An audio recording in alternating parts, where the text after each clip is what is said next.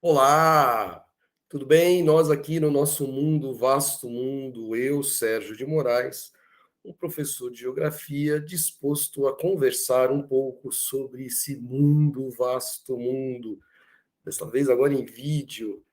Gostaria de pedir a você que se interessar, que se inscreva no nosso canal, que deixe seu comentário, deixe seu like, faça sua sugestão, faça sua crítica, eventualmente o elogio. E a proposta aqui é conversar sobre temas relativos à geografia ou temas que a geografia ou o olhar de um professor de geografia pode ajudar a entender, a compreender esse mundo que anda tão complicado, né? Na nossa primeira conversa, eu me proponho aqui a discutir um pouco sobre essa guerra na Ucrânia, ou guerra da Ucrânia, se você preferir, mas falando menos da guerra em si, muito mais daquilo que os estudiosos de relações internacionais e de geografia política e geopolítica chamam de atores, ou seja, os países que estão envolvidos neste conflito, que já dura cerca de um mês, né, iniciado aí no dia 24 de fevereiro. Né? Então, primeiro país, claro, é a Ucrânia, o país invadido pela Rússia, que tem uma ligação histórica, uma ligação de formação étnica muito forte com a própria Rússia. A gente remonta ao período entre os séculos 9 e o século 13, quando havia o que chamam de Rus de Kiev, ou Rússia de Kiev, essa confederação de tribos, por assim dizer, que formou um embrião de um Estado que, aos olhos do Ocidente, poderia se chamar de um Estado eslavo, né, de uma maneira bem genérica, lembrando que Kiev era o principal centro de negócios, o centro político, o centro cultural. Portanto, quando os russos aqui a leste falam de suas origens, de sua formação de povo, remetem a esse período no qual a Rússia, a Ucrânia e a própria Bielorrússia, né, ou Belarus, faziam parte dessa unidade territorial. Uma unidade territorial, como falei, iniciada no século IX, que perdurou até por volta do século XIII e que foi atacado pelos mongóis, sofrendo também aí a influência daqueles povos. A Rússia dominou recentemente, né, a partir do século XIX, mas é bom lembrar que a Ucrânia ela foi alvo de ações imperialistas da Lituânia, da Polônia, né, mais recentemente, a partir do século XIX, do próprio Império Russo, e vizinho aqui do Império Austro-Húngaro. A Ucrânia é um país que tem na sua identidade nacional os cossacos, que são chamados aquelas pessoas que se notabilizaram pelo espírito guerreiro, pelo espírito de resistência. Então, quando nós falamos que os lituanos, poloneses e próprios russos dominaram a Ucrânia, e também houve tentativas aqui do Império Turco-Otomano, né? A gente vê no mapa o Império Turco-Otomano, a proximidade com a Crimeia e a própria Ucrânia, a gente percebe que esses domínios, né, nunca se realizaram sem algum tipo de resistência.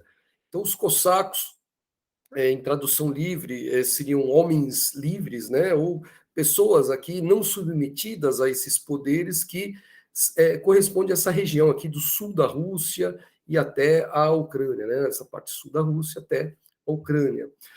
Os cossacos, eles são notabilizados aí por alianças eventuais com o Império Russo, ora como parceiros, ora como insubordinados, né? Mas são aí, inclusive, lembrados no atual hino da Ucrânia, que nós vamos falar já já. Aqui é um mapa que a gente já deve ter visto aí em inúmeras publicações sobre os falantes de russo dentro da Ucrânia.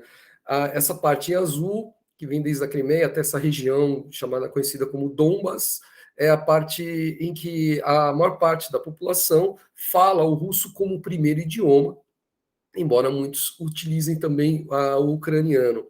É importante lembrar que, dada a formação desses povos, a língua russa e a língua ucraniana, elas têm muitas afinidades, muita proximidade linguística, não sendo raro que ucranianos falem bem o russo e vice-versa. É importante lembrar também que muitas famílias que vivem na Rússia têm parentes, avós, tios, irmãos, primos na Ucrânia, ou ucranianos que têm parentes, avós e tios lá na Rússia. Então, eles têm uma integração muito forte. Até alguns anos, né, ou pelo menos até antes da guerra, era muito comum que nas emissoras de rádio ou TV da Ucrânia, um apresentador começasse a falar algo em ucraniano e terminasse em russo, ou perguntasse algo em russo e a pessoa respondesse em ucraniano. Então, é importante lembrar que, apesar de falarmos da ocorrência de dois idiomas na Ucrânia, pelo menos, isso não se dá de uma maneira tão separada, faz parte do dia a dia dessa população. É interessante lembrar que até o presidente da Ucrânia, o Volodymyr Zelensky, ele é falante de russo como primeiro idioma. Lembrando aí que é comum no censo demográfico, em países desse tipo, com essa configuração, essa característica de idiomas diferentes, falado por sua população, no censo é perguntado qual idioma é falado dentro de casa. Aqui no Brasil, por exemplo, a imensa maioria do nosso povo usa o português, né? São falantes de língua portuguesa, mas, por exemplo, quando o censo é realizado em comunidades indígenas, isso é perguntado, porque é importante saber, um indígena, por exemplo, aqui no Brasil, pode usar também o português, mas é importante saber qual a língua que se fala em casa, a língua que se fala dentro da comunidade, porque é aí que a gente entende a afinidade étnica, né, a identidade nacional daquela população dentro desse território. À medida em que vamos indo para o oeste da Ucrânia, a proporção de falantes de russo diminui bastante, né, sendo sempre maior no leste e até o centro do país, ou o norte aqui, região de Kiev. Algo semelhante a gente pode observar em relação às religiões. A religião predominante na Ucrânia é o cristianismo ortodoxo, embora haja ocorrência em pequenas comunidades aí que seguem o protestantismo e, sobretudo, os 15% de ucranianos católicos que estão mais a oeste. Isso é importante porque o catolicismo ele se dá em função da influência polonesa, que, como dissemos, já dominou este país. Então, alguns ucranianos aqui, cerca de 15%, são católicos, usam mais a língua ucraniana do que o russo, e têm mais relações ou têm afinidades com o Ocidente ou com a Polônia. Então, olha só que interessante, eu destaquei uma diferença linguística, embora pequena, entre russos e ucranianos, e agora destaco uma diferença religiosa. É importante entender que essas diferenças, elas fazem parte do ser ucraniano, mas que foram acentuadas com outros elementos ao longo do século XX, né? E aqui a gente já dá um salto histórico gigantesco, a gente vem para 1918, né, 1918, por ocasião da Primeira Guerra Mundial, quando a Rússia, em estado revolucionário, né, com Lenin à frente, assina um acordo com o Império Alemão, conhecido como Brest-Litovsk, um acordo no qual a Rússia abre mão do controle de alguns territórios e aceita a independência desses territórios. Um acordo assinado com o Império Alemão, e esse acordo é conhecido para muitos russos como uma derrota da Rússia, inclusive o atual presidente russo, Vladimir Putin, apontou isto como um erro de Lenin, na opinião dele, e a Ucrânia ela começa a ter um embrião do que seria o seu território independente, seu território autônomo. É bem verdade que esse acordo de Brest-Litovsk, ele formalmente dava autonomia a esses territórios, porém as autoridades locais eram subordinadas, né, ou leais ao Império Alemão. Então, uma autonomia, uma independência de fachada, o que levava muitos russos a não entenderem como independência da Ucrânia, mas como uma entrega à Alemanha. Daí, alguns chamarem Lenin de traidor e acusações desse tipo. Estamos falando aqui da Primeira Guerra Mundial ainda, né? No finalzinho da Primeira Guerra Mundial. No contexto das revoluções, né, ou da Revolução de 1917, a gente lembra que a Rússia teve a sua guerra civil que acabou se alastrando pela Ucrânia. Né? Se a gente lembrar lá do que foi a guerra civil russa, iniciada aí com a Revolução de 1917, foi, simplificadamente aqui falando, o Exército Vermelho, o bolchevique, defendendo a Revolução Socialista, e o Exército Branco, antirrevolucionário, antissocialista, apoiado por potências estrangeiras. Então, o Exército Branco, né, ou os brancos como eram conhecidos, receberam armamentos, uniformes, recursos econômicos, dinheiro, e inclusive soldados que vieram da Polônia, da Hungria, da Alemanha, vieram da Inglaterra, ou seja, pessoas, recursos, dinheiro e armas do Ocidente contra a Revolução Russa, o que foi muito visto pelos russos e também ucranianos socialistas como uma ingerência do Ocidente na Rússia. Né? Ao passo que muitos ucranianos viram nessa ajuda um recurso, um elemento importante para resistir ao domínio russo. Então é interessante lembrar que no século XX, além da diferença religiosa e a diferença linguística, surge essa diferença, melhor dizendo, ideológica, a diferença entre favoráveis ao socialismo e aqueles contrários ao socialismo. Esse conflito, né, que a gente costuma chamar de Revolução Russa, que se estende para a Ucrânia, ele avança para os anos 20, e entre 1922 e 24, a Ucrânia ela se torna um país socialista, tanto por ucranianos simpáticos ao movimento bolchevique, quanto pela própria ajuda da Rússia, né, ou do Exército Vermelho, o Exército Bolchevique. Então, a Rússia gradativamente vai incorporando a Ucrânia, que se torna uma república socialista soviética, ou seja, a Ucrânia de novo vinculada à Rússia, mas não nos termos daquele império monarquista, desta vez nessa organização chamada União Soviética. É óbvio que para o ucraniano a diferença entre Império Russo e Império ou União Soviética, para muitos ucranianos, sobretudo nacionalistas, é irrelevante. O que muitos ucranianos viam era o domínio russo sobre o seu povo, sobre o seu território. Então, o nacionalismo ucraniano ele vai se fortalecendo como um tipo de resistência por uma parte da população ucraniana ao que se entendia como dominação russa. Ou seja, a guerra civil ela acabam os conflitos, ou pelo menos diminuem bastante, mas os ressentimentos, a visão dos ucranianos, de muitos ucranianos, ainda persistiu. Então, é um nacionalismo que é essencialmente anti-russo, em razão da dominação. É nesse período pós década de 20, né, já avançando a década de 30, que temos o chamado Holodomor, né, que foi uma crise profunda na produção agrícola, agropecuária da Ucrânia, em decorrência das transformações impostas pelo modelo soviético. Havia um modo tradicional de cultivo agrícola na Ucrânia, com pequenas e médias propriedades, relações aí tradicionais, que foi profundamente alterada, né, profundamente alterado no decorrer da década de 30, já dentro do modo controlado pelo Estado, centralizado, né, o que muitos acabam chamando, inclusive, de stalinismo. Essa passagem entre o modo tradicional e o modo soviético de produção acabou desestruturando a agricultura ucraniana e provocou muita fome.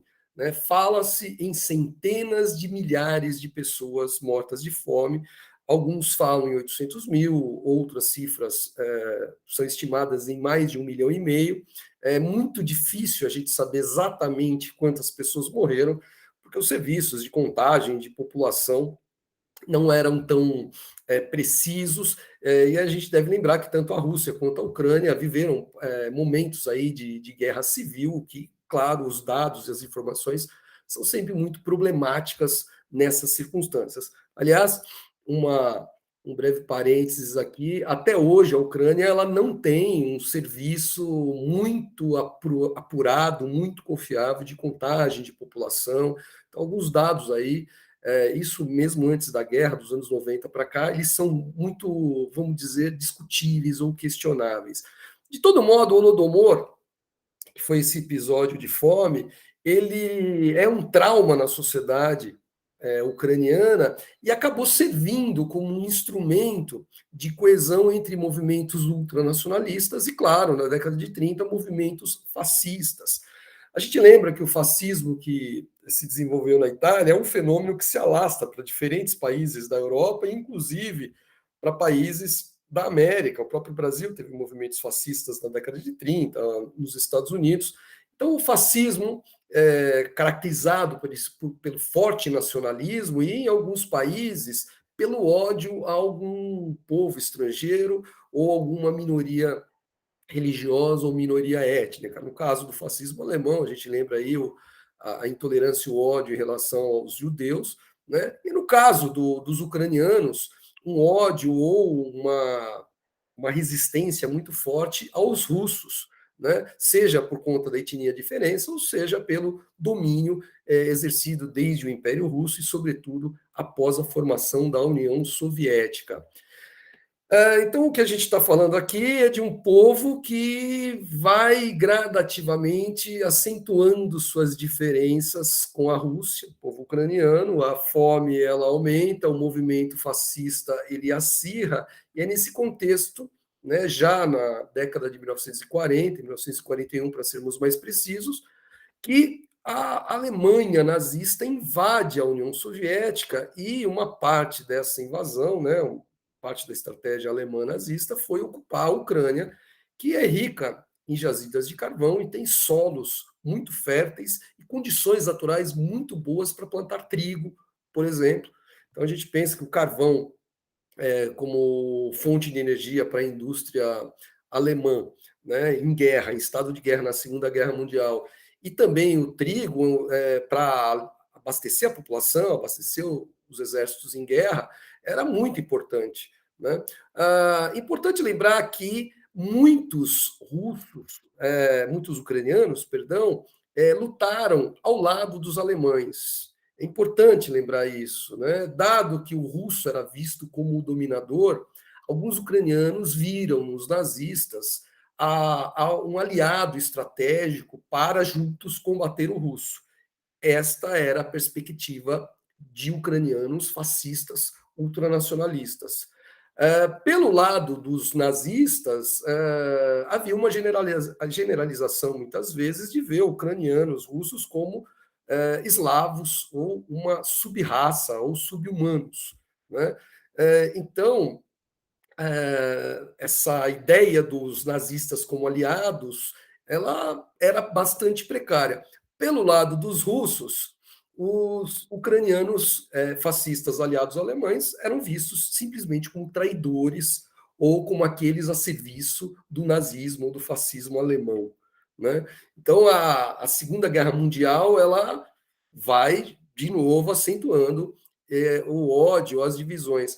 Um episódio triste, trágico, né, entre tantos da história da Ucrânia invadida pela Alemanha nazista, é o episódio de Babi Yar, que foi um massacre no qual milhares de judeus foram assassinados e enterrados numa vala comum. Né? E é um episódio muito complicado na história por conta do colaboracionismo ucraniano em relação aos alemães. Destaco aqui o Stepan Bandera, líder fascista ucraniano, que viu nos nazistas um aliado importante, acabou sendo capturado, mas as informações que diferentes fontes nos oferecem é de que o Bandeira, mesmo preso sob controle alemão, ele fornecia os contatos de ucranianos, né, o Stepan Bandera, um líder político fascista da Ucrânia, que acabaram trabalhando junto com os nazistas. Então, a gente precisa lembrar que a Alemanha nazista capturou milhares de judeus na Ucrânia no contexto da Segunda Guerra Mundial. Sim, mas como eles sabiam quem era judeu ou não era judeu? Onde pegar essas pessoas? Né? Onde capturá-las? Então, houve a ajuda de ucranianos fascistas que trabalharam, inclusive, como policiais ou forças militares de apoio. Então, os nazistas não fizeram o que fizeram sozinhos, tiveram a colaboração de ucranianos, né, notabilizada aí pelo Bandeira.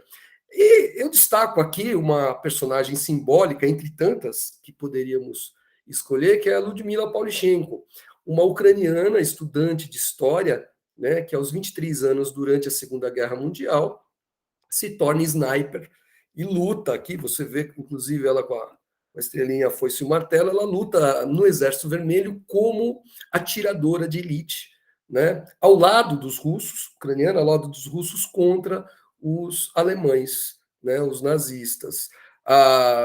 Fala-se, oficialmente, ela tem cerca de 309 mortes computadas, né? Dos quais mais de 100 oficiais alemães, e aqui uma foto dela com a Eleanor Roosevelt, primeira-dama dos Estados Unidos, esposa do então presidente Franklin Delano Roosevelt, no qual ela foi recebida como uma heroína ou como um símbolo de resistência da Rússia contra a tirania alemã. Eu destaco aqui a Ludmila Pavlichenko para a gente ter essa noção de que é verdade, sim, que havia ucranianos ultranacionalistas ao lado dos nazistas, mas também ucranianos que viam isso como um problema e que lutaram e deram suas vidas contra os nazistas ao lado do Exército Vermelho, né, ou fazendo parte do Exército Vermelho. Aqui é um presidente, né, que sucedeu o Stalin, o Khrushchev, né, famoso por ter tirado o sapato na ONU, um episódio aí à parte, mas o Khrushchev, ele é russo, mas de uma região muito próxima da Ucrânia e, de certo modo, sensível à questão do nacionalismo ucraniano, né? Talvez por isso ele, na sua presidência, em 1954, tenha cedido a Crimeia, que é essa península aqui ao sul da Ucrânia, ele cedeu a Ucrânia como uma espécie de compensação e algo que foi visto na época, na década de 50, mas como um gesto simbólico, porque ele entregou uma península, né, o território, a um país que era dominado pela Rússia.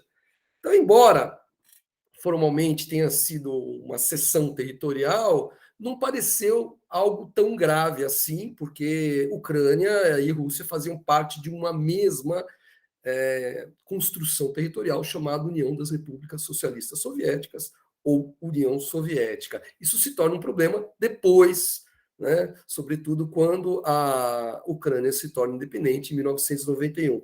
Aqui eu destaco dois hinos, né, o hino da Ucrânia dentro da União Soviética e o hino da Ucrânia pós-soviética, ou já independente, em 1991, só para a gente ter uma noção dessas perspectivas.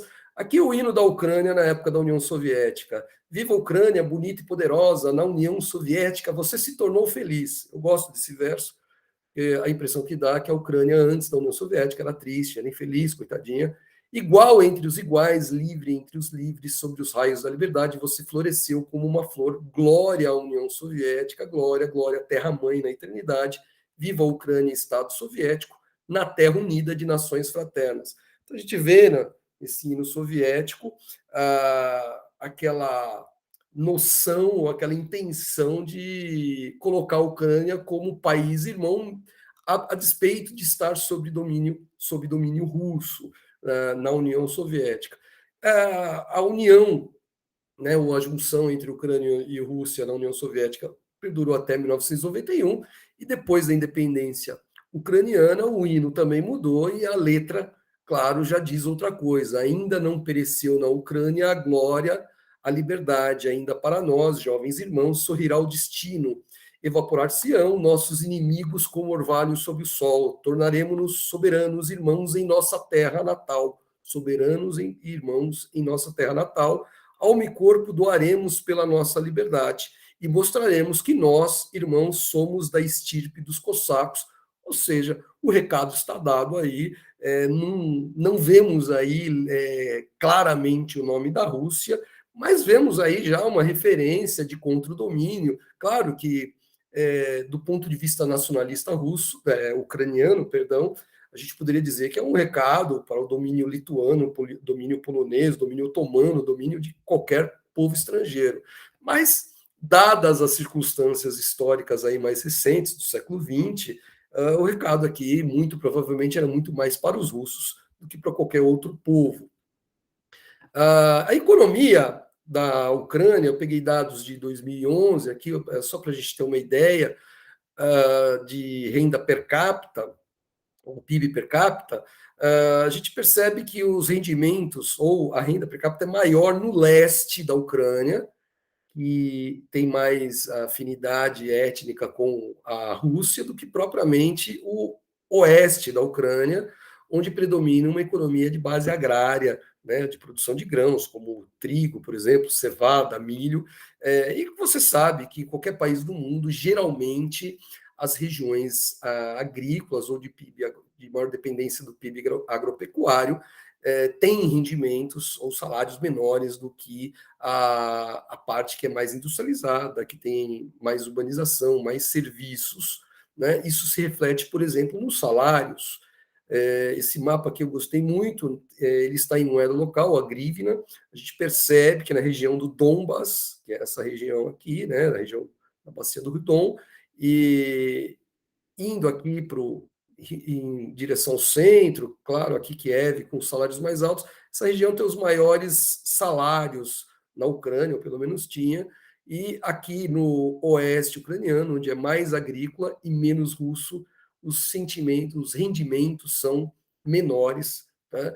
Então, eu destaquei a diferença religiosa, a diferença linguística, a diferença ideológica, né, diferença nacionalista anti-russa ou pró-russa, e uma outra diferença que é a diferença social. Né? Os ucranianos aqui de maior afinidade russa, é que é entre eles que a gente vai ver um padrão de vida um pouco maior, tirando, claro, a região da capital. Aqui a gente destaca, voltando um pouco aí ao tempo, 1986, Chernobyl, que era uma cidade, né, uma região que abrigava uma usina nuclear, abriga ainda, né, a usina nuclear, embora não gere eletricidade, ainda está lá. Foi um caso trágico de acidente nuclear. Chernobyl combinou problemas técnicos, né, de projeto do reator nuclear, projetado pelos russos, problemas operacionais, né, a forma como a Rússia organizava a sua geração de eletricidade, especificamente para usinas nucleares, ela falhou na usina de Chernobyl. Então, além dos problemas técnicos de gerenciamento, o descaso no decorrer da crise. Então, a cidade de Pripyat, que abrigava a usina de Chernobyl, ela foi evacuada, como a gente vê aqui, o prédio, esses prédios abandonados, só que houve demora, houve embates internos dentro da União Soviética, e os resultados foram catastróficos. Né? A usina de Chernobyl, em 1986, ela explodiu, né, o seu reator num contexto de grandes transformações econômicas e políticas da então União Soviética, lideradas aqui pelo nosso Mikhail Gorbachev, tentou superar problemas econômicos da União Soviética com grande fracasso. Né? Ele acabou perdendo o controle da situação. Então, a situação econômica e social estava grave na União Soviética, ela foi piorando, e é nesse contexto de crise econômica e social que surge o acidente de Chernobyl, que, claro, envolveu custos ambientais. Quando a gente fala de custos ambientais, a contaminação de solos, a contaminação de águas, a impossibilidade de aproveitar aquele espaço para atividades comuns, que sejam, por exemplo, agricultura ou criação de animais, e, claro, custos sociais, pois a gente lembra muito do número de mortos de Chernobyl, mas é importante lembrar que, além dos mortos, muitas crianças nasceram com problemas de saúde em decorrência dos efeitos nocivos da radiação nas mães que estavam grávidas, e adultos também que desenvolveram diferentes doenças e que ficaram impossibilitados de trabalhar. É óbvio que muitas dessas pessoas precisam de amparo social, como pensões, né, o sistema de aposentadorias aí por incapacidade, né, de saúde, e é um custo grande, tanto para a Rússia quanto para a Ucrânia até hoje.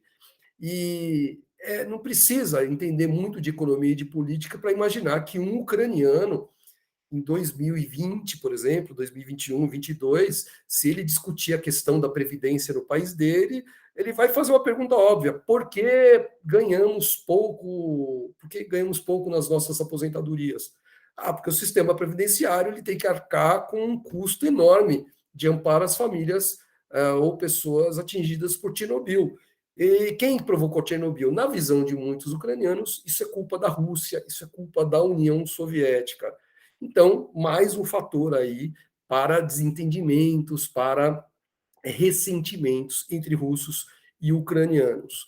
Em 1991, diante do fracasso das reformas do Gorbachev, o Estado soviético se desorganizou, a economia socialista entra em colapso, e o que nós vemos é a fragmentação territorial da União Soviética, uma unidade formada por 15 países diferentes, né, sob controle de Moscou, acaba dando origem a 15 países independentes. Um pouquinho antes do final da União Soviética, foi feita uma eleição na Ucrânia, dos quais 83% dos eleitores aptos a votarem foram às urnas, e desses que votaram, né, um número bastante representativo, só lembrando que existem eleições na Europa, por exemplo, que eles comemoram quando tem 50% ou 60% de comparecimento daqueles que poderiam votar. Então, o índice de 83% de eleitores é um índice alto para qualquer país do mundo, dos quais 90%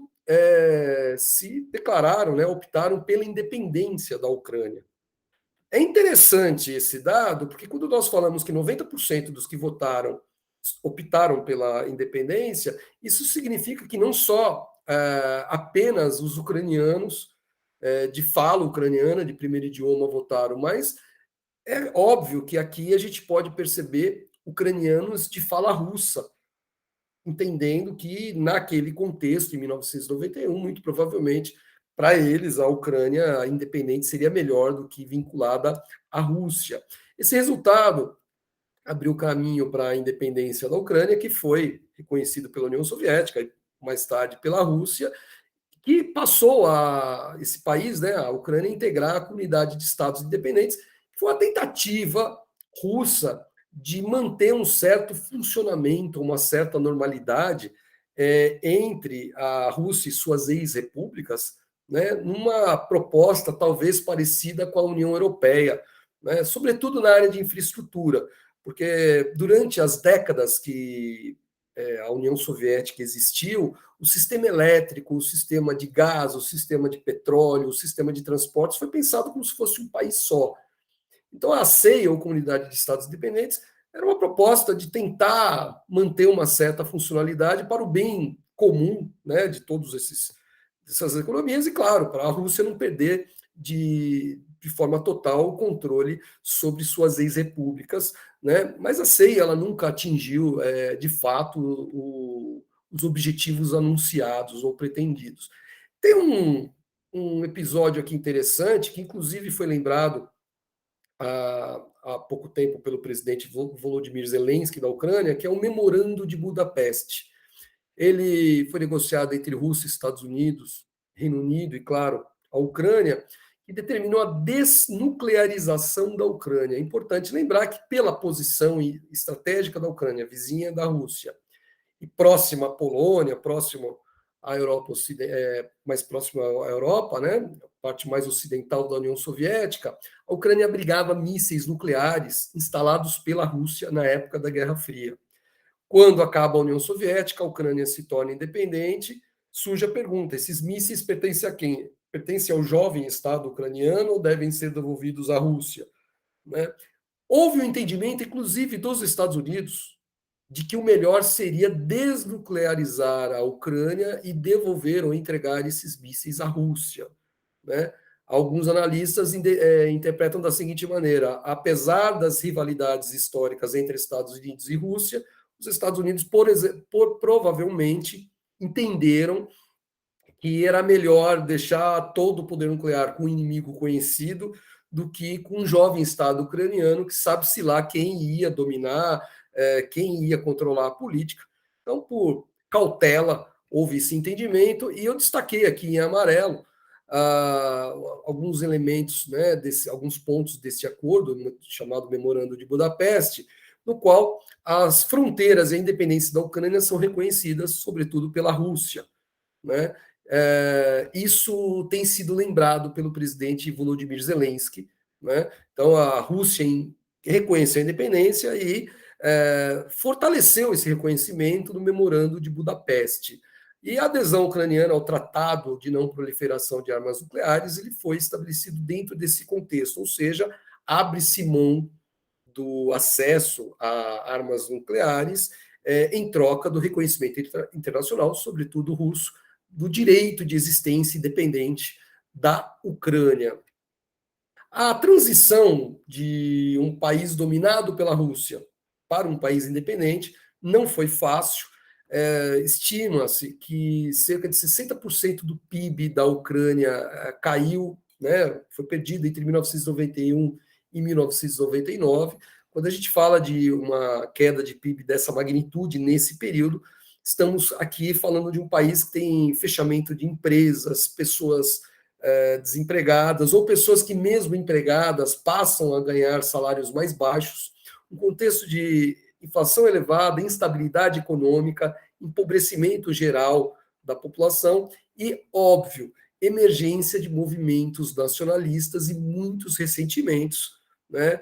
Porque há aquela tendência de muitos ucranianos culparem a Rússia, culparem o período soviético por seus problemas, né? Não todos os ucranianos, mas muitos deles. Aqui eu separei só um gráfico aqui sobre a população ucraniana abaixo da pobreza, né? O estado de miséria, vamos dizer assim. Os dados de 2009 até 2014 eram próximos de 9%, quase 10%, e caíram muito de 2015 para 2019. Né? São dados aí de uma certa melhoria, né? Uma melhoria substancial, ou seja, aqui a gente vê que o pior da economia ucraniana ficou lá entre os anos 1990 e 2000, e a partir de 2015 a coisa deu uma melhorada para eles. Né? Em 2004, a Ucrânia passa por aquilo que chamamos de Revolução Laranja. Né? Foi um momento interessante, porque até então a recente a República Ucraniana Independente ela teve eleições, teve lá um presidente, porém com muita afinidade ainda a Moscou, com muita afinidade à Rússia, o que desagradava muito aqueles ucranianos que são mais pró-ocidentais ou favoráveis a estreitamento de relações com a União Europeia. Houve eleição, né, entre o Viktor Yushchenko e o Viktor Yanukovych. O Yanukovych foi declarado vencedor, porém, essa eleição, né, o resultado dessa eleição foi contestado pelo derrotado Yushchenko, que acusou fraude eleitoral. As pessoas saíram às ruas vestidas, né, com as cores da aliança dele, né, clamando contra a corrupção, contra a fraude, e o Yushchenko, ele simbolicamente fez juramento de posse, né, não legal, né, foi um juramento ilegal, porém ele acirrou essas diferenças. O resultado foi uma nova eleição, na qual o Yushchenko levou, né, ganhou com 52%, né, no contexto, eu destaquei aqui em 24 de novembro de 2004, oposicionista se diz vitorioso na Ucrânia, ou seja, ele não reconheceu o resultado, e para colocar mais lenha na fogueira, para se dizer assim, ele disse o seguinte: a Ucrânia está à beira de um conflito civil. É sempre muito problemático quando, após uma eleição, o derrotado não reconhece a sua derrota e contesta o processo. Né? A gente não pode pensar só em números, porque o vitorioso teve 55%, o derrotado 45% dos votos válidos, vamos dizer assim, qualquer país que seja. 45% dos votos, mesmo para derrotados, não são poucos votos, não são poucas pessoas.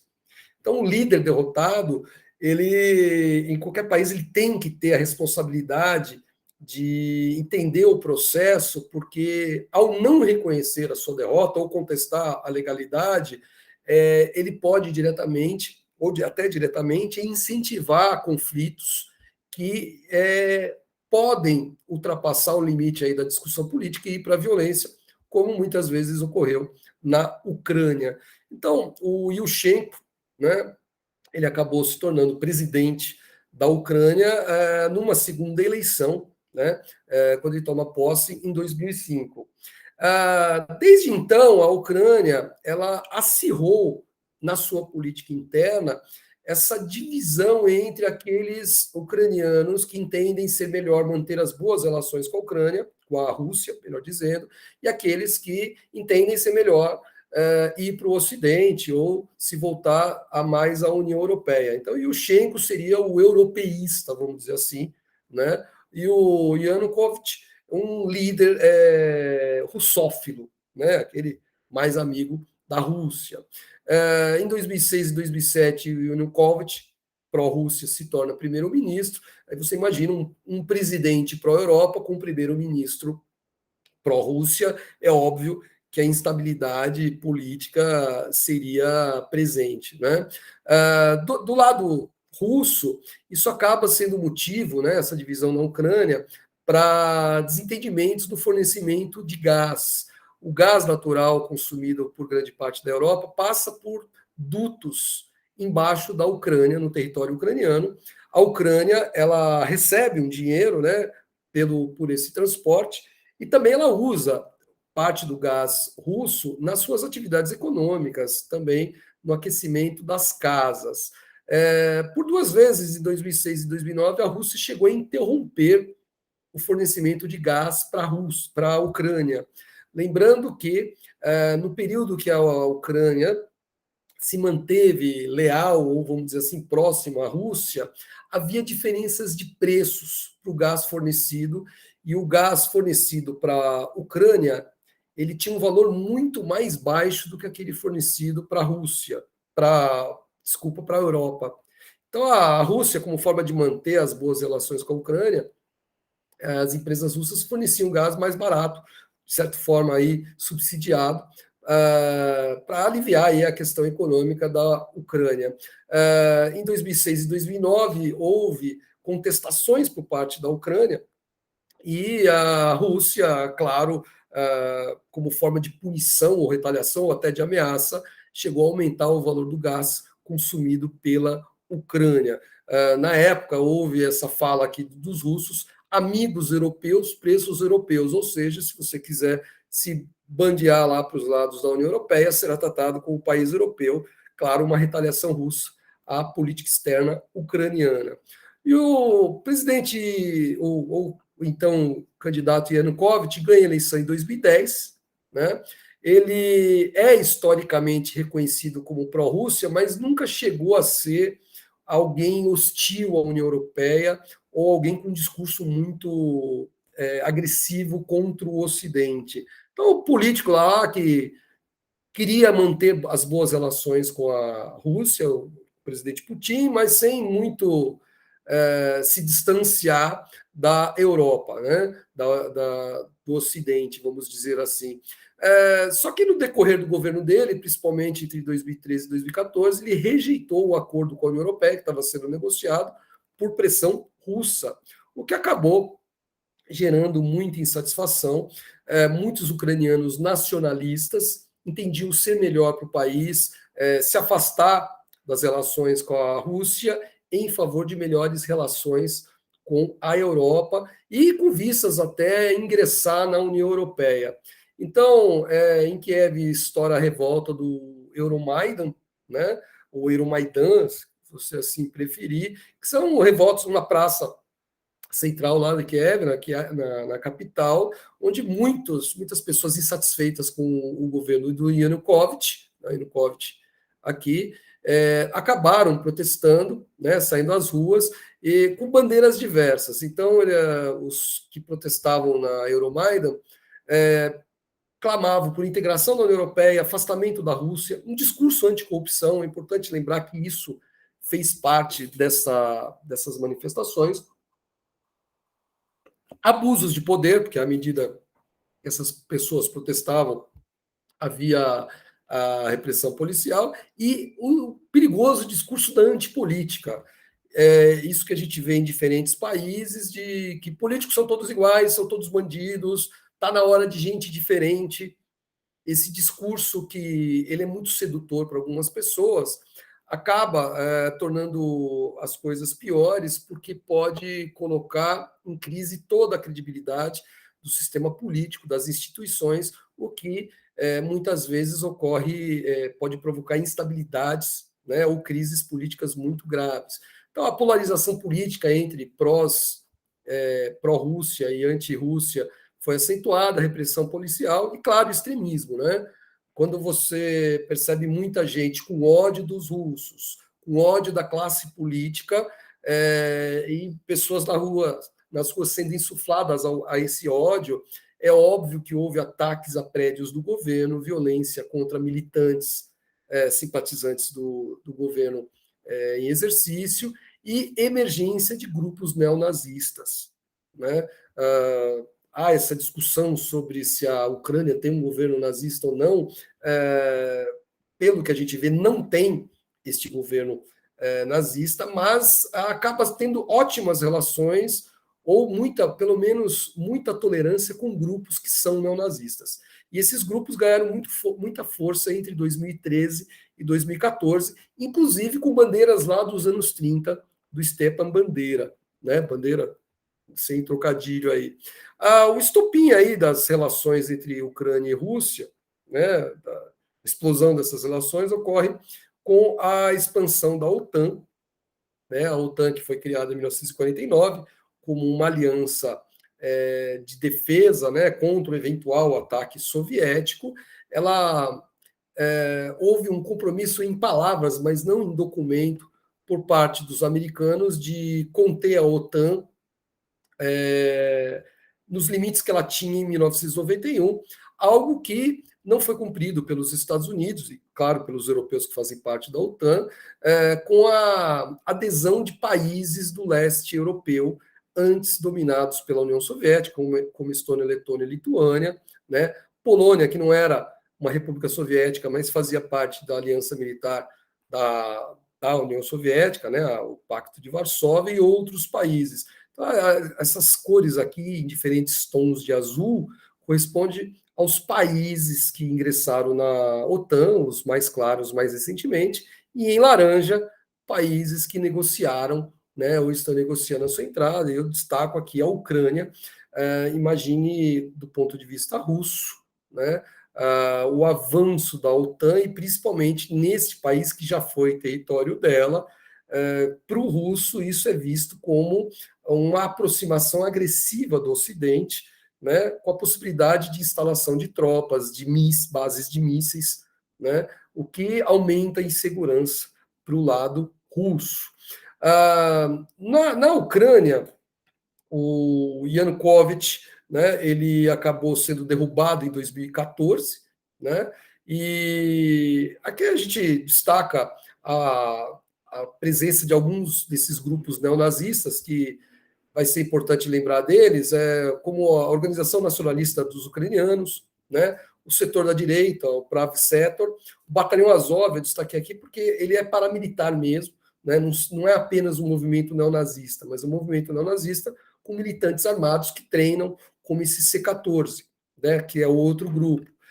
O que eles têm de comum? Né? Alguns com mais agressividade, outros com menos agressividade. Discurso de ódio contra pessoas LGBTQ, judeus, ciganos, imigrantes, comunistas, católicos romanos e, obviamente, russos. Né? Desses, organização paramilitar mesmo, o Batalhão Azov, o C-14, né? Quando a gente fala organização paramilitar, tem uma hierarquia, pessoas que praticam tiro e treinam pensando, inclusive, um dia enfrentar, ou treinavam, inclusive, enfrentar a Rússia um dia, o que a gente vê que está ocorrendo agora. E a principal acusação, né, da Rússia e de outros pessoas preocupadas com o que ocorria na Ucrânia em 2014 é a tolerância por parte das forças de segurança, ou seja, polícia, exército da Ucrânia e do próprio judiciário com essas práticas neonazistas, né? Então, de novo, aqui não é justo dizer que a Ucrânia tem um governo nazista, mas é ingênuo dizer que o nazismo seja algo incômodo para eles, né? O neonazismo está presente aí, inclusive, entre setores da polícia, setores do judiciário, né? E setores da própria política, o que é muito problemático. Nesse contexto aí de 2014, né, houve a Euromaidan, a renúncia, né, do Yanukovych, né, que eu acabei não falando, mas isso ocorreu. Então, um cenário político bastante conturbado na Ucrânia, é nesse contexto que a Rússia invade e anexa a Crimeia, que eu vou destacar aqui. A Crimeia é esta península, né, muito próximo da Rússia, ela tem uma posição estratégica muito importante, né? Aqui existe a ligação por ponte, né, entre a Rússia e a Crimeia, né? Aqui está o Mar Negro, aqui é o Mar Cáspio, aqui, né, os estreitos de Bósforo e Dardanelos. Então, gostaria que você reparasse numa questão aí, num ponto muito crucial aqui para entender as relações entre Rússia e Ucrânia. Uma delas é a saída para o Mar Negro. Embora a Rússia seja um país gigantesco, você vai ver que grande parte do litoral da Rússia está em áreas em que o mar congela. Tá? Então, se você imaginar que o mar glacial ártico, o mar de Barents, são mares que congelam, que limita bastante a navegação, o mar Báltico também congela.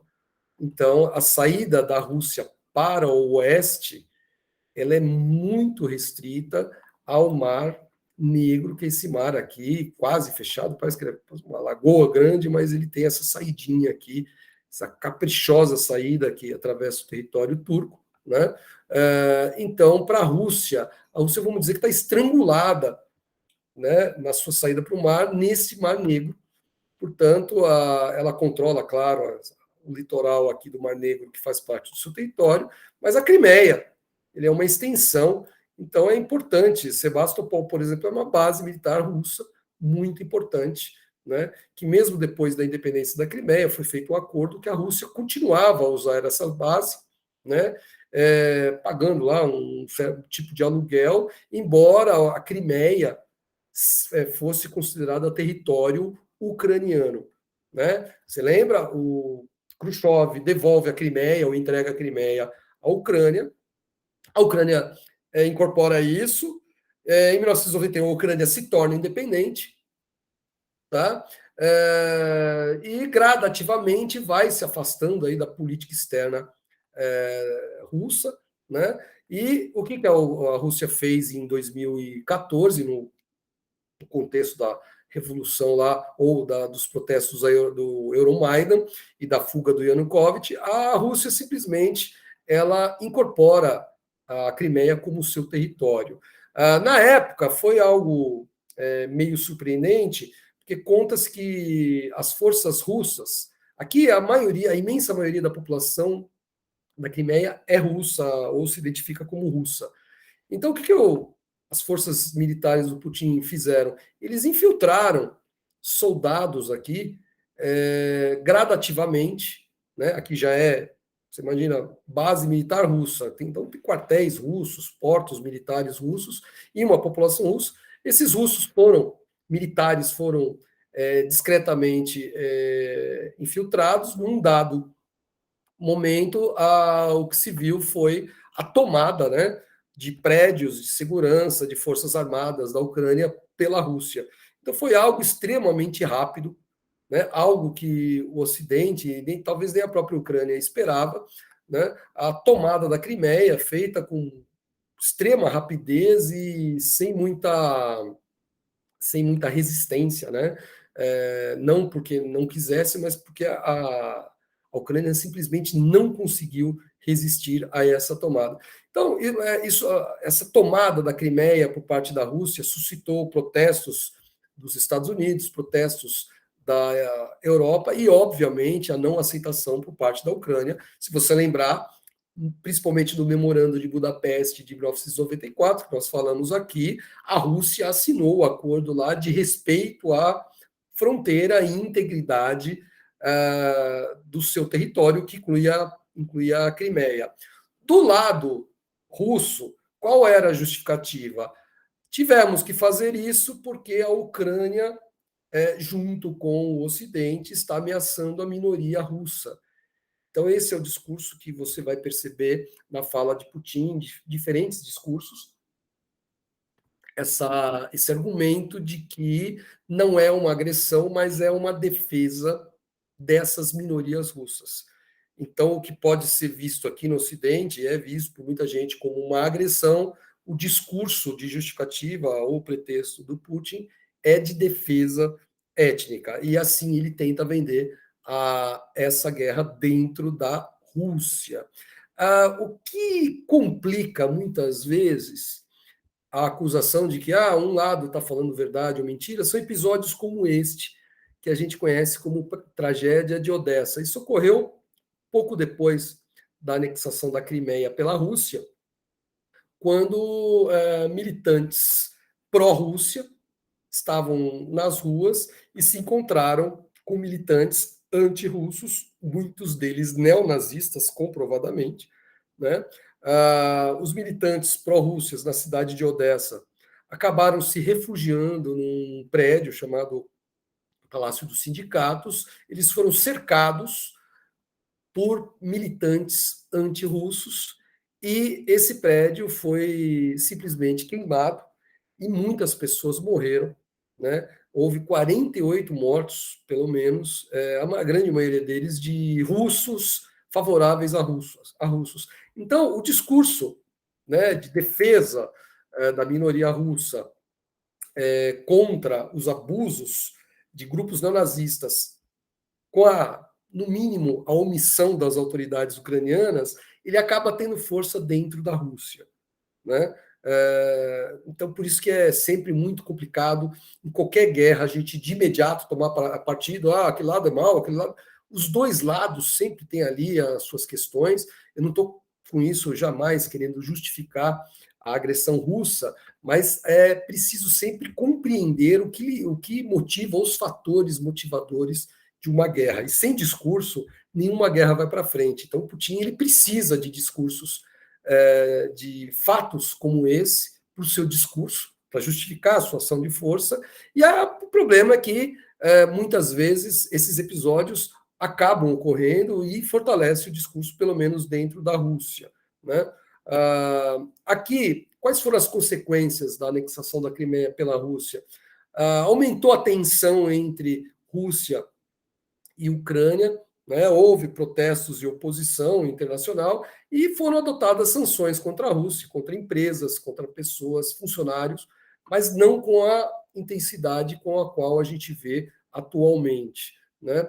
O separatismo russo, então a Crimeia aqui se tornou território russo, e a região de Donbas, no qual a gente destaca as duas cidades mais importantes, Donetsk e Luhansk, são cidades até então aqui com maior nível industrial, maiores salários, como nós já vimos, começou a ter movimentos de autonomia e independência, né? Com pretensões de serem associados à Rússia, ou como extensão do Estado russo, né? Seria uma anexação territorial da Rússia, ou como países autônomos, né? Independentes da fachada, mas na prática submetidos a Moscou, né? É óbvio que Moscou fornece armas, recursos e condições para esses separatistas que, obviamente, são perseguidos, né, pelas forças ucranianas. é importante lembrar que país nenhum do mundo aceita com naturalidade movimentos separatistas. Eventualmente, você pode ver no Canadá os quebecois lá, o pessoal do Quebec discutindo civilizadamente a separação, ou em Flandres, lá nos Países Baixos, mas via de regra, movimentos separatistas são mal vistos, porque nenhum país do mundo aceita perder território. Isso vale para o Brasil, vale para os Estados Unidos, seria até motivo de outra conversa em outras ocasiões. Mas é importante ter essa noção de que separatismo territorial é algo muito mal visto.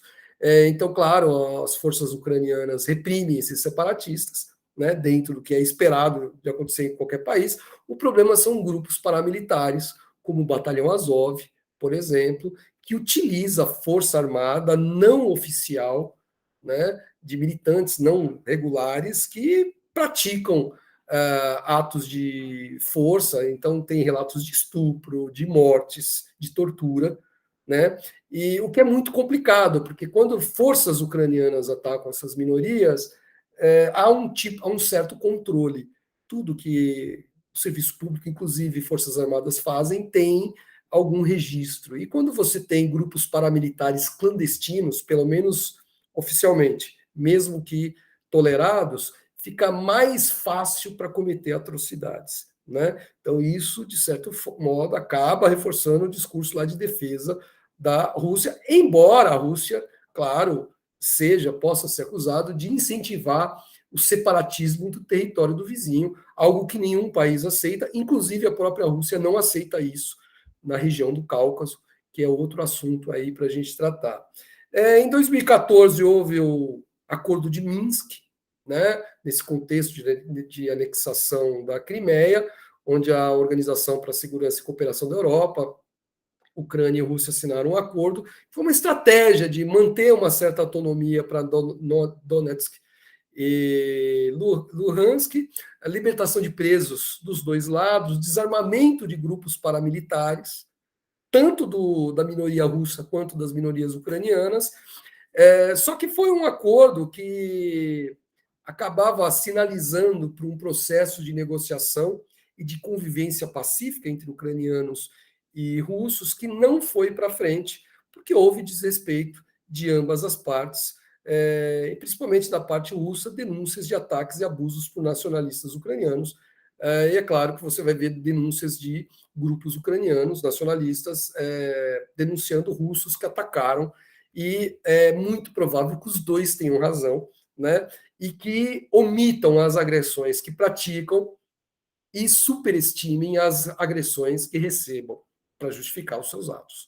Né? Isso acontece em qualquer conflito, aqui não é diferente. Né? Posteriormente a esse acordo aqui de Minsk, né, a gente destaca aí, para fechar a nossa conversa, a ascensão desse atual presidente, Volodymyr Zelensky, que é um ator de origem, ele tem uma história pessoal bastante interessante, mas ele se tornou mais conhecido quando estrelou aí uma minissérie na qual um professor viraliza um vídeo de insatisfação com a política e ele acaba entrando na política e virando presidente, isso na série. Esta série acabou dando grande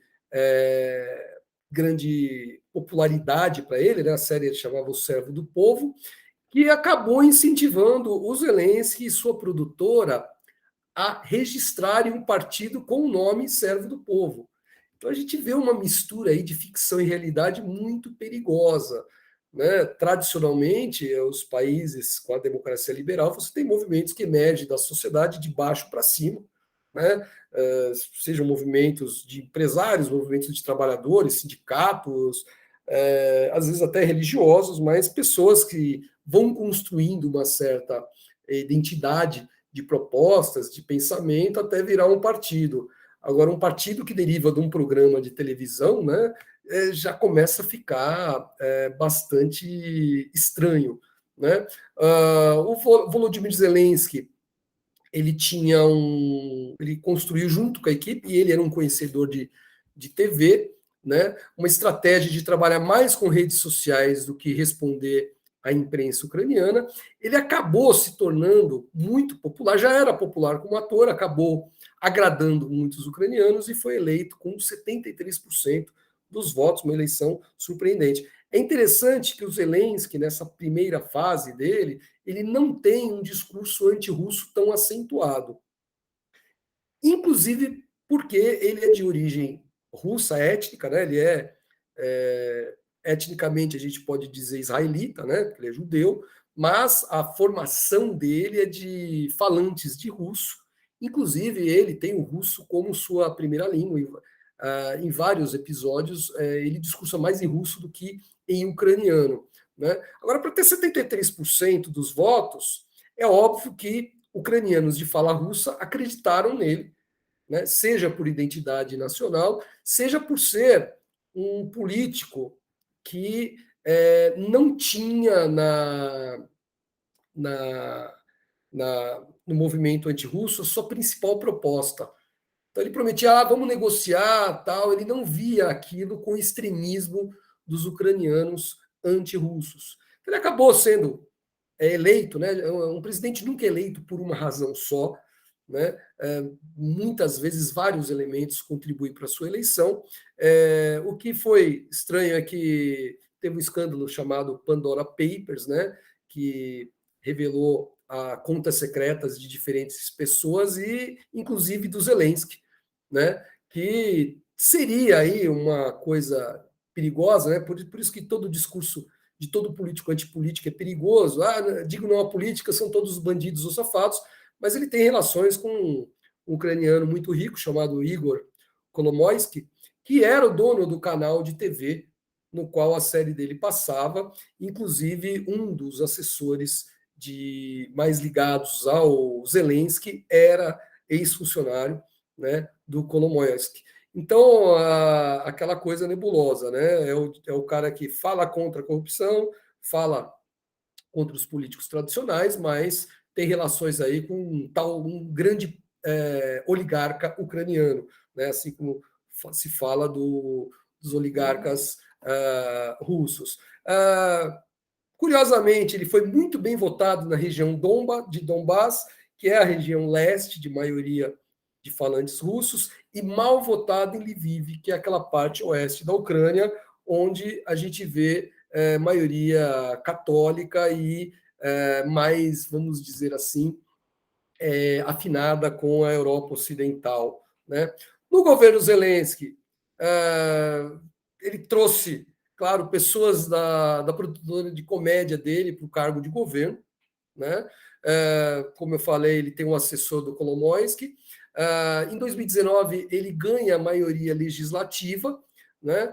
Muda a legislação de impeachment, que é bastante interessante, porque ele acaba se vacinando contra aquilo que aconteceu com Yanukovych, que foi o presidente que fugiu em 2014 depois do Euromaidan, e ele, de certo modo, se vacina contra a possibilidade de ocorrer o mesmo com ele em circunstâncias outras. Né? Ele acaba gradativamente impondo restrições à mídia de controle russo, né? E vai se aproximando da União Europeia e da OTAN. Ele foi envolvido no escândalo conhecido como Trump Hunter, né? Hunter Biden, que foi o seguinte: em 2020, durante a eleição americana,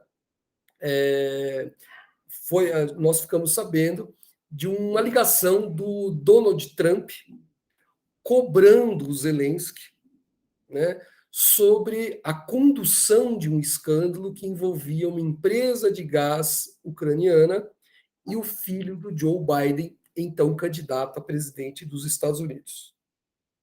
É interessante saber isso, é interessante lembrar que Donald Trump, isso foi divulgado em 2020, né, mundialmente, ele estava, Donald Trump, negociando com Zelensky uma maneira de punir, né, ou de criar problemas para o filho do Joe Biden, né, algo que coloca, no mínimo, em questionamento as relações, inclusive, do Joe Biden hoje com o Zelensky, em que termos que são essas relações, sabendo que o filho do Biden tinha relações aí não muito tranquilas na economia ucraniana.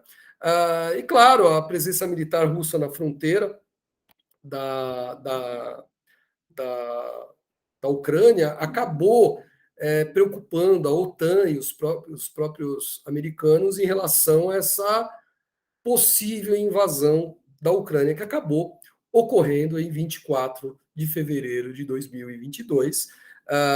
Anteriormente, os russos posicionaram forças ao redor da Ucrânia, cerca de quase 200 mil soldados. Muita gente acreditou que não haveria invasão, algo que o Putin contrariou invadindo, né? Esse mapa mostra a situação militar em 23 de março, no qual a Ucrânia é dominada por russos, né? Faz um movimento de pinça, ameaçando aqui a capital, Kiev. Né? Muito se especula sobre as estratégias que a Rússia provavelmente teria com essa invasão. Né?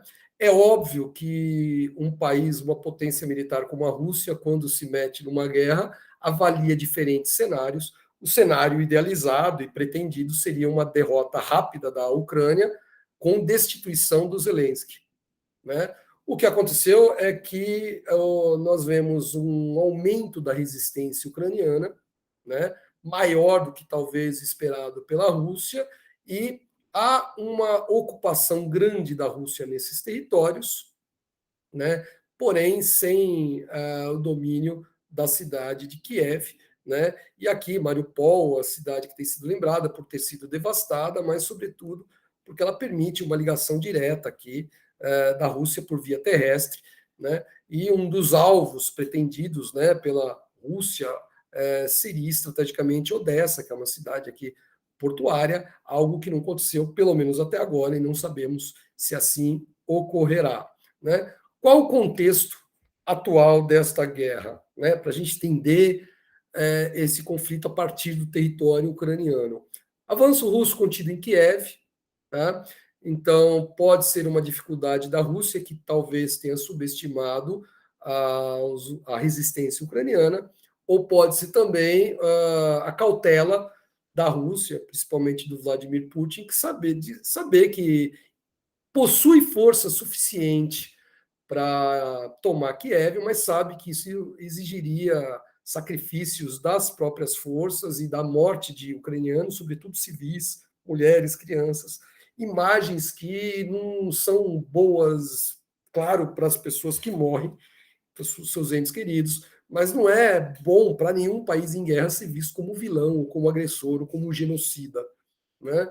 Então, pode ser uma estratégia, pode ser dificuldade mesmo. Há quem diga que a Rússia não está conseguindo abastecer de maneira adequada as suas forças, que talvez os soldados russos estejam sem moral de luta, né, numa guerra que talvez seja questionada. Então, a situação é essa, um avanço muito grande da Rússia, porém sem a definição de controle territorial pleno. Né? A resistência ucraniana ela tem se mostrado presente, né? Seja por ucranianos que entenderam ser a única saída a resistir, seja por ucranianos extremistas, tá? E seja também pela atuação de mercenários, que a gente sabe que estão indo lá, pessoas pagas, né? Militares que lutam em troca de altos salários, de altos rendimentos, né? Então a gente não sabe, a gente sabe que ocorre isso, não sabemos em que proporção. Obviamente, a crise de deslocados e refugiados, né? Lembrando que o deslocado é aquela pessoa que é obrigada a sair da sua casa em caso de guerra, porém ainda permanece no seu território. Então vai para outra cidade, na casa de parentes, casa de amigos, ou em abrigos oferecidos pelo governo, e os refugiados que já estão aí em quase 4 milhões, então já temos quase 10% da população ucraniana como refugiada ou fora do seu território. Né? O Zelensky Aí surge a pergunta: ele está agindo com heroísmo ou inconsequência, né? A gente vê na cobertura midiática ocidental, e a brasileira que está sendo, infelizmente, muitas vezes uma extensão dela, né, de uma maneira pouco crítica, de pintar o Zelensky como, inclusive, um novo Churchill, um novo líder, algo que pode ser que esteja ocorrendo, mas que para outras pessoas pode ser preocupante, porque o Zelensky ele se viu diante de uma guerra na qual a Ucrânia foi acusada por Vladimir Putin de perseguir minorias russas em seu território e também de se aliar à OTAN. No discurso oficial do Putin, a gente vai ver primeiro o compromisso com a neutralidade ucraniana, ou seja, não fazer parte da OTAN, e de respeito aos russos do Donbas e a cessão territorial da Crimeia e também a autonomia da região de Donbas. Ao que parece, o Zelensky, entre diferentes falas e diferentes discursos, ele tem demonstrado gradativamente aceitar a neutralidade da Ucrânia, ou seja, negar-se a entrar na OTAN, e também de negociar a cessão territorial da Crimeia e da região de Donbas. Onde entra em consequência? Se ele está disposto agora a ceder a Crimeia e assumir a neutralidade, a pergunta mais óbvia é o seguinte: por que não fez isso antes dos conflitos? Né? Com isso, não se deseja, de modo algum, justificar a agressão russa à Ucrânia. Né? Mas você sabendo que há um país poderoso com um presidente com histórico de agredir outros países na sua fronteira, querendo algo que você pode negociar, por exemplo, a neutralidade em relação à OTAN, por que esperar invadir? Né? Essa pergunta ela não tem uma resposta hoje, no presente, em meio à guerra.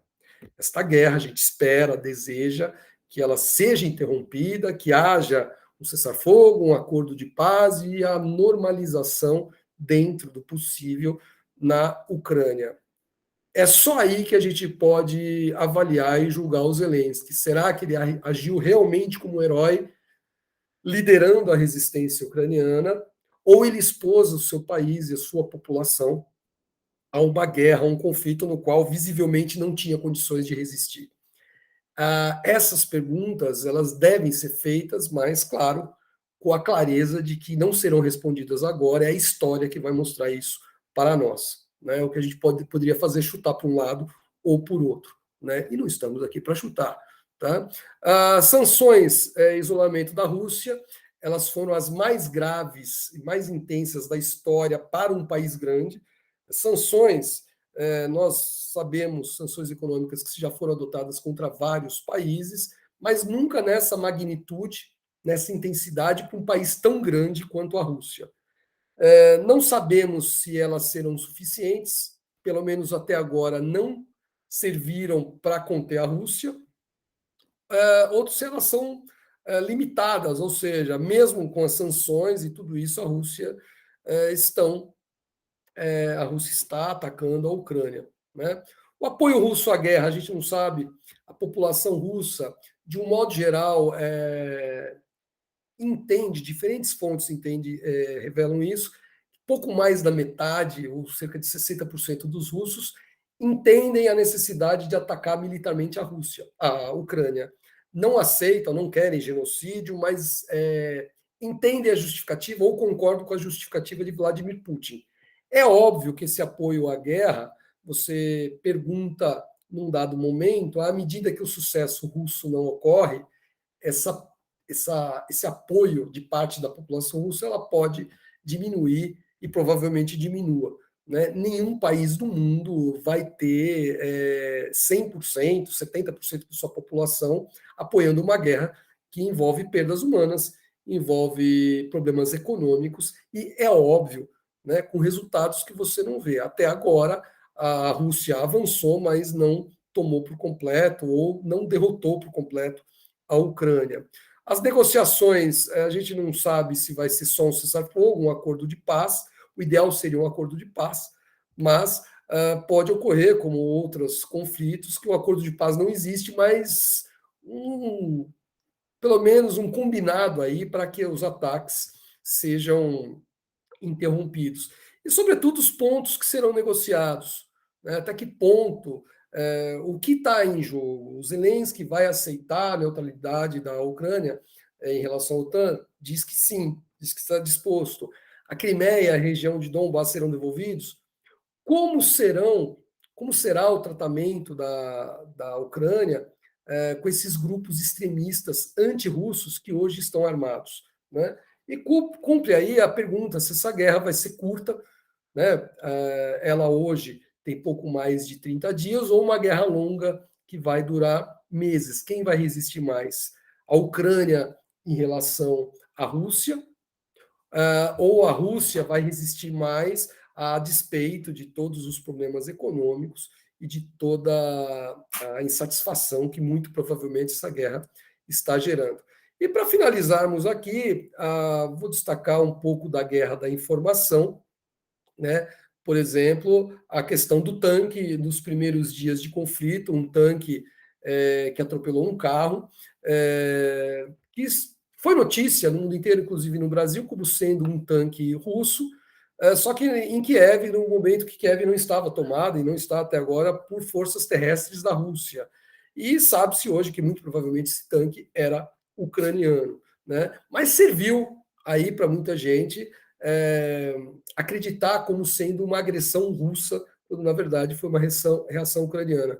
Aqui o bombardeio de uma maternidade, que é uma das cenas tristes, né, entre tantas desta guerra, que acaba servindo também como um instrumento, né, simbólico do grau de violência contra a população civil da Ucrânia. Pelo lado da Rússia, denúncias de que militantes ucranianos estavam, soldados ucranianos, se escondendo aqui, fazendo disso uma espécie de escudo humano. E pelo lado da Ucrânia, claro, a negação desse fato. Né? A gente só vai saber a verdade depois dessa guerra. Né?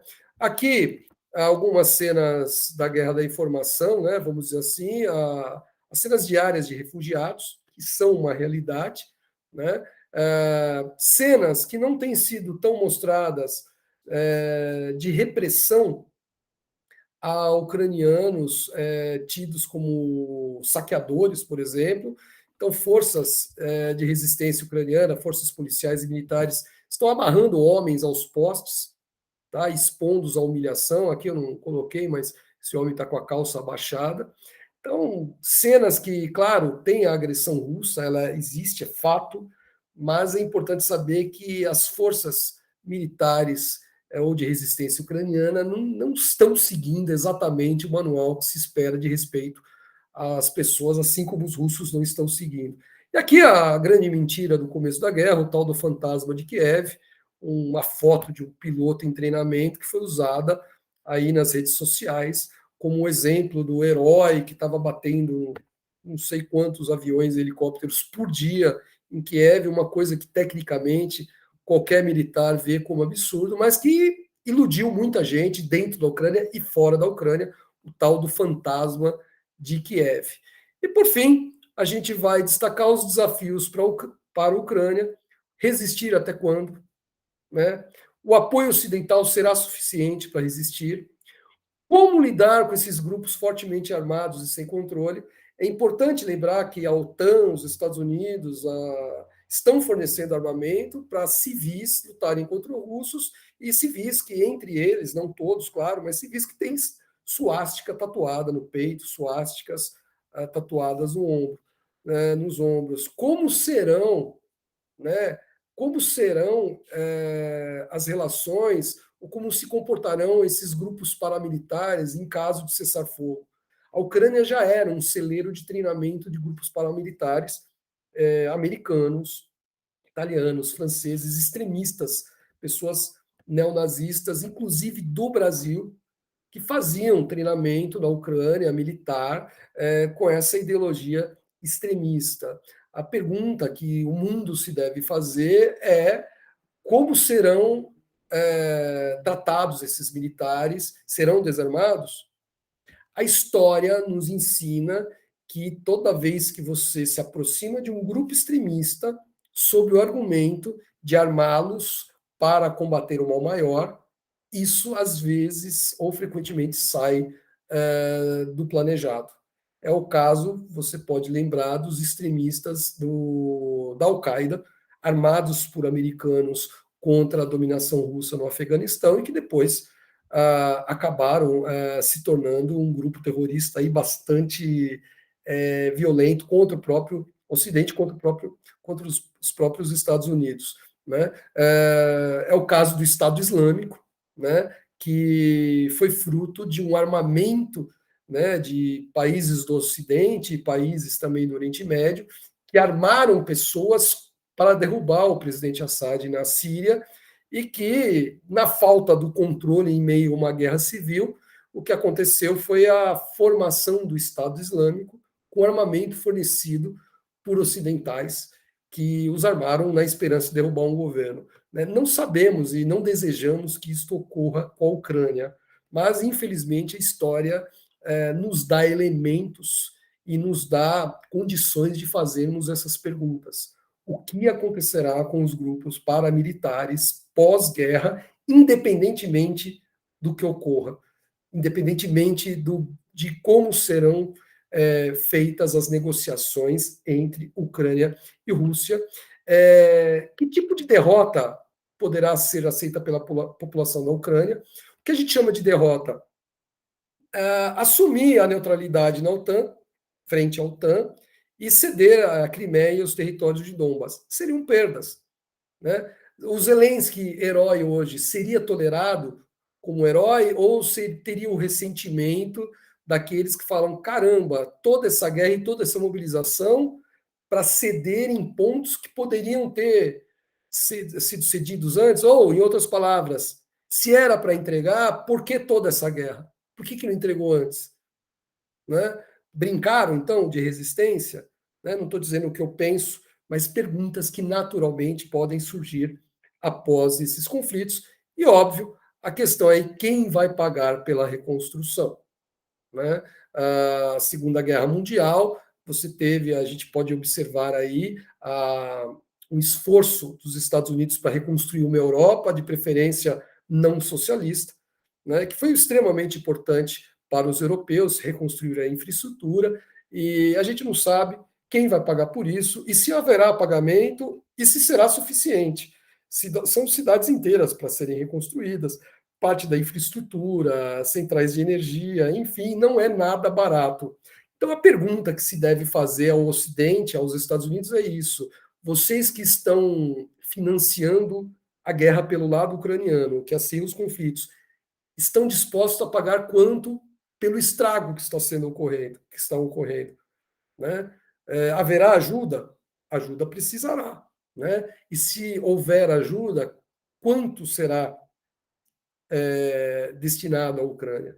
Né? Então, os amigos que hoje fornecem armas não necessariamente serão tão amigos na hora de reconstruir. A gente espera que ajudem, né? Dinheiro se tem, mas ninguém sabe qual será o destino aí, mesmo porque surge uma pergunta óbvia.